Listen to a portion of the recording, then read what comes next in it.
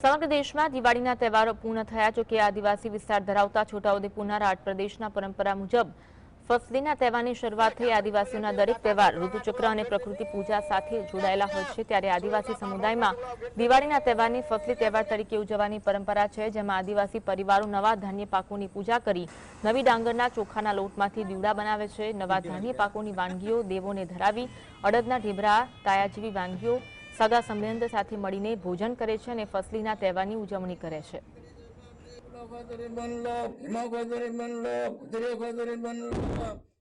ચોખા એને થોડા ખાવા માટે આપણે દિવાળી પૂજવા માટે એને અલગથી કાઢી લેતા હોય છે લોકો। પછી એનો દાળ કે ચોખા દળાવતા હોય, એનો પછી જે દીવડા બનાવવાના હોય કે ભાત બનાવવાનું હોય એ બનાવતા હોય। પછી એની રીતે પહેલા એ પૂજા કરે, પછી બીજા લોકોને ખાવા માટે આપે।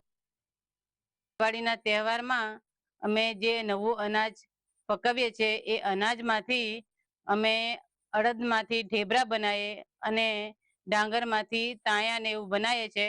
અને જે નવું અનાજ છે એ અમે અમારા દેવી દેવતાઓને વર્ષોથી અમે અર્પણ કરતા આવીએ છીએ।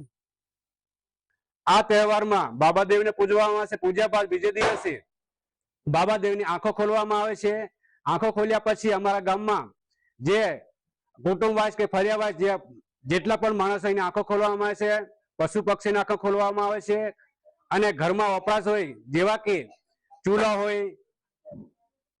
હોય, પછી આપણે હાંડી હોય, પાણી ભરવાનું સાધન હોય, ઘટી હોય, એ અલગ અલગ પ્રમાણે અમારા આંખો ખોલીને પછી જમણવારી કરવામાં આવે છે।